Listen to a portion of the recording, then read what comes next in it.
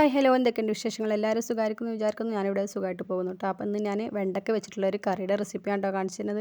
അപ്പോൾ അതിന് വേണ്ടിയിട്ട് കുറച്ച് വെണ്ടയ്ക്ക ഞാൻ എടുത്തിട്ടുണ്ട്. പിന്നെ അതേപോലെ ചട്ടിയിലേക്ക് കുറച്ച് തക്കാളി, പച്ചമുളക്, അതേപോലെ കുറച്ച് വെളിച്ചെണ്ണയിലാക്കിയിട്ട് ഒന്ന് വെച്ചിട്ടുണ്ട് കേട്ടോ. അപ്പോൾ തക്കാളിയും പച്ചമുളകും ഒന്ന് വേകുന്നതിന് മുന്നായിട്ട് വെന്ത് വരുമ്പോഴത്തേന് നമുക്ക് ഒരു അരപ്പ് തയ്യാറാക്കാൻ വേണ്ടി തേങ്ങ, കുറച്ച് മല്ലിപ്പൊടി, മഞ്ഞൾപ്പൊടി, പിന്നെ വലിയ ജീരകം കേട്ടോ, പെരുംജീരകം അത് ചേർത്ത് കൊടുക്കുന്നുണ്ട്. കുറച്ച് ചെറിയ ഉള്ളിയും കൂടെ ചേർത്തൊന്ന് നന്നായിട്ട് പേസ്റ്റ് ആക്കിയിട്ട് അരച്ചെടുത്തിട്ടുണ്ട് കേട്ടോ.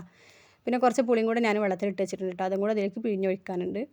അപ്പോൾ നമ്മൾ തക്കാളി ഏകദേശം വെന്ത് വന്നിട്ടുണ്ട്. അപ്പോൾ അതിലേക്ക് ഞാൻ അരപ്പ് ഒഴിച്ചു കൊടുത്തിട്ടുണ്ട് കേട്ടോ.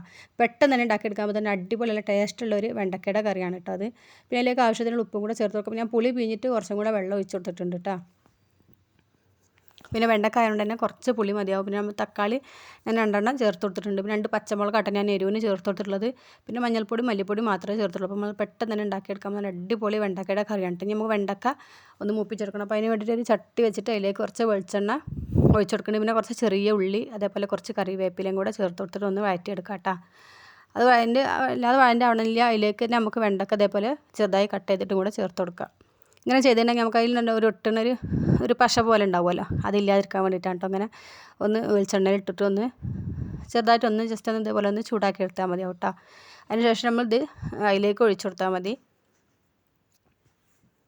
ഇങ്ങനെ ആക്കണോണ്ടെങ്കിൽ ഞാൻ പിന്നെ തൂമിച്ചെടുക്കുകയാണൊന്നും ചെയ്യില്ല കേട്ടോ. അതിൽ തന്നെ ഉള്ളിയൊക്കെ ഇട്ടിട്ട് തൂമിച്ചിട്ടാണ് കേട്ടോ അതിലേക്ക് ഒഴിച്ചു കൊടുത്തിട്ടുള്ളത്.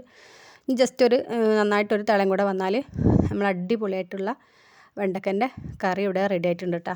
അപ്പോൾ എല്ലാവരും ഇനി വെണ്ടക്ക കിട്ടുമ്പോൾ ഇതുപോലെ ഒന്ന് ചെയ്ത് നോക്കാം കേട്ടോ. ഉണ്ടല്ലോ, അപ്പോൾ നന്നായിട്ട് തന്നെ തിള വന്നിട്ടുണ്ട്. ഇത്രയേ ഉള്ളൂ കേട്ടോ, നമ്മളെ കറി ഇവിടെ റെഡി ആയിട്ടുണ്ട്. ഇനി ഇത് ഞാൻ തീ ഓഫാക്കി കേട്ടോ. അപ്പോൾ ഈ സമയത്ത് ഒന്നും കൂടെ ഉള്ളിയൊക്കെ തൂമിച്ച് പാരണമെന്നുണ്ടെങ്കിൽ വെളിച്ചെണ്ണയിൽ ഒന്നും കൂടെ പാർന്ന് കൊടുക്കുകയാണെങ്കിൽ അടിപൊളിയായിരിക്കും കേട്ടോ. അപ്പോൾ അതാ ഇവിടെ റെഡി ആയിട്ടുണ്ട്. അപ്പോൾ ഇന്നത്തെ എൻ്റെ കൊച്ചു വീഡിയോ ഇത്രയേ ഉള്ളൂ. എല്ലാവർക്കും ഇഷ്ടമായി വിചാരിക്കുന്നു. ഇഷ്ടമായി ലൈക്ക് ചെയ്യുക, ഷെയർ ചെയ്യുക, കമൻറ്റ് ചെയ്യുക, സബ്സ്ക്രൈബ് ചെയ്യുക കേട്ടോ.